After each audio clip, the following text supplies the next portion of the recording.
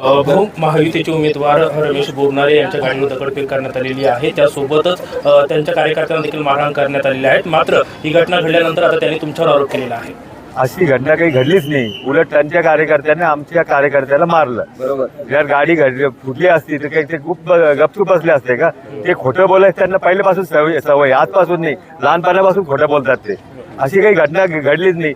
अशी घटना घडली, माझ्याकडे फोटो आहे, दाखवा ते व्हिडिओ, फोटो आहे। त्यांनी हा मुद्दा त्यांना माहिती आहे, त्यांचं आता पराजय 100% झालेला आहे, म्हणून पूर्ण तालुक्यात काहीतरी खोटी अफवा पसरवायची म्हणून काहीतरी आम्ही करतो म्हणे। तो बाहेरच्या गाड्या आल्या, हे आल्या, मी त्यांचे इंटरव्ह्यू बघितलं, कुठली गाडी दिसती तुम्ही पूर्ण शहरात फिरत असताना बाहेरची एक तरी? उलट त्यांनीच गुंड आणले, त्यांनीच हे केलंय, आरोप करता। आम्ही साधारण लोक आहे, ते राजकारणात 5 वर्ष झाले, लोक असंच प्रेम आमच्यावर करत नाही। 95 पासून मला नगराध्यक्षपद दिलेले लोकांनी, असं दादागिरी केल्यावर होत नाही। ते तर आता आले, त्यांनी किती दादागिरी केली, त्यांनी 5 वर्षात त्यांच्यावर 5 गुन्हे, भाऊजाईला मारलं स्वतःच्या, ते त्यांच्या विरोधात बोलणारं ते घोडगेला मारलं, ते मत्सागरला मारलं, पत्रकाराला मारलं, असे आम्ही धंदे केले नाही। आता त्यांना खोटं बोलून त्यांना माहिती आहे का आता पडणार आहे आपण, म्हणून त्यांनी असा आरोप केलेला आहे माझ्यावर, बाकी काहीच नाहीये। तिथे जाऊन तुम्ही बघू शकता, लोकांना विचारू शकता, जे हे जसे आता तिथे लोक त्यांना चाहतेच नाही त्यांचे। आता इथे आले सगळे पब्लिक आमची आहे, ते आल्यावर कोण जमत नाही, मी आले ते 100 लोक जमतात, म्हणून त्यांना पूर्ण शहरात असं वाटू लागलं। ग्रामीण मध्ये पण ही परिस्थिती आहे, त्यांनी फक्त भ्रष्टाचार केला, बाकी काही केलं नाही। स्वतःचे पुढारी, स्वतःचे भाऊ सांभाळले, स्वतःचे हे सांभाळले, तेच दादागिरी करतात। अरे जो माणूस स्वतःच्या भाऊजाईला मानतो, शिव्या देतो, त्यांनी भर सभेत मालगावला शिव्या देते, तो मला सांगतो मी दादागिरी? मला 30-30 वर्ष लोक असे प्रेम करत नाही।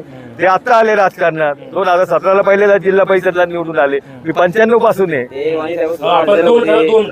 आपण जर पाहिलं तर फक्त मतदानासाठी काही तास शिल्लक राहिलेले आहेत, म्हणून त्यांनी मुद्दामून हे केलंय। बरं, आणि 2-3 तासांच्या अगोदरच ही घटना घडलेली आहे। घडली का नाही याचा ड्रामा केलेला आहे, घटना काही घडली नाहीये। त्यांनी पूर्ण फिरले, ते पूर्ण तालुक्यात फिरल्यावर त्यांना असं वातावरण वाटलं, मग आता काय करायचं, बदनाम कसं करायचं, काहीतरी जातीवाद करायचं, काहीतरी हे करायचं, हिंदू मुस्लिम करायचं, ह्याच्याकरता त्यांनी केलं। अखिल सेठ एक मोठा व्यापारी आहे, तो काही भांडणार आहे, एखादा गुन्हा दाखवावा अखिल सेठवर, आणि अखिल सेठ आजपासून नाहीये, 90 पासून नगरसेवक आहे।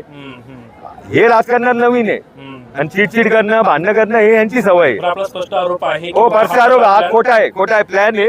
लोकांना संभ्रम निर्माण करायचं तालुक्यात, का काहीतरी घटना उलाली, दादागिरी उलागली। अखिल सेठ एकदम सज्जन माणूस आहे, मोठा व्यापारी आहे, हे 90 पासून राजकारणात आहे, 90 पासून नगरसेवक आहे, हे आजपासून नाही, म्हणजे 40-40 वर्ष राजकारणात आहे। एखादा गुन्हा दाखवा अखिल सेठचं भांडण्यात, यांच्यावर दाखवा नाही, यांच्यात 5 वर्षात आमदारी काळात 5 गुन्हे। भाऊ, सकाळपासून आपण जर पाहिलं तर तुमचे पॉम्पलेट देखील सोशल मीडियावर चांगलेच हे सगळे बघा, मर्द माणूस असतो, समोर येऊन लढतो, जे नामर्द असतात ते पॉम्पलेट काळे खोटे प्रचार कर, हे ईश्वराला माहित आहे। मर्दासारखं लढावं ना, 3000 कोटीचे कामं केलेली आहे ना त्यांनी, मग घाबरायचं कशाला? घरी झोपून राहायचं, लोक निवडून देतील। मात्र अशा घटना वारंवार घडते। आज दुसरी घटना आहे, नेमकं हे राजकारण कुठं चाललंय वैजापूरचं राजकारण कधी बिघडलं? मी राजकारणात खूप जुना आहे, हे जेव्हापासून राजकारणात आले तेव्हापासून बिघडलं, ह्याच्या पहिले कधी नाही। मी वाणी साहेब समोर 2 निवडणूक लढलो, पण आम्ही प्रेमात संबंध होते। जेव्हा भाऊसाहेब तात्या मी 4 निवडणुका लढलो, आज पण आमची मैत्री संबंध आहे। एक आबाद मी समोर लढलो, मैत्री संबंध आहे। ह्यांच्या बरोबर कोणाचा संबंधच नाही राहू शकत, हे फक्त स्वतःच्या करता आहे, लोकांकरता नाहीये। आतापर्यंत राजकारणात सगळ्यांविरोधात मी लढलेलो आहे, जे आज मोठे पुढारी, त्याच्यातून 2 आज नाही आपल्यात, त्यांच्या विरोधात लढलेलो आहे। आमचे मैत्री संबंध होते, कधी अशी गडबाजी टेन्शन कधी नव्हतं। हे आल्यापासून राजकारणात म्हणजे छोट्या छोट्या गोष्टी, कोण विरोध गेले, बोट टाक, हे टाक, अशी सवय आहे यांची। त्यांचं कुटुंब अर्ध आमच्या सोबत आहे, त्यांची भाऊजाई आमच्या म्हणजे सटाण्याचं त्यांचा एक चुलत भाऊ आहे, सरपंच चिंचडगावचा आमच्या सोबत आहे। त्याचं कुटुंब सांभाळू शकत नाही, तर लोकांना काय सांभाळणार? कुटुंब सांभाळू शकत नाही लोकांना।